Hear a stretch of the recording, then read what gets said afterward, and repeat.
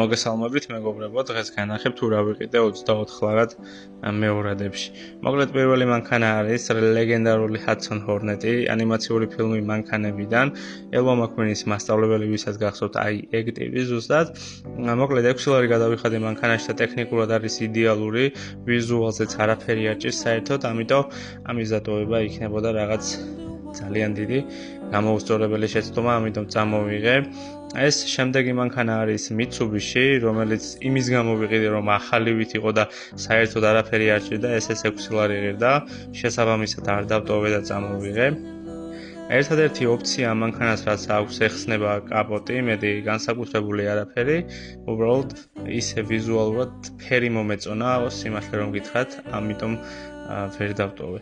შემდეგი არის 2015 წლიანი Dodge, რომელიც ასევე ვიზუალურად იდეალურ მდგომარეობაში იყო, თითქოს ახალი გახსნილი.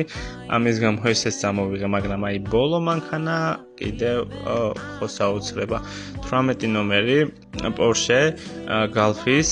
ამ მანქანას აქ მაღაზიებში მეეჭვება თუ შეიძენთ, არც მაქვს ნანახი, სიმართლე რომ გითხრათ, რომელიმეს თუ შემოაქვს მსგავსი მანქანები და ამის გამოწერა დამიჯდებოდა ძალიან ძვირი, ამიტომ ამის დატოვებაც ძალიან დიდი შეცდომა იქნებოდა.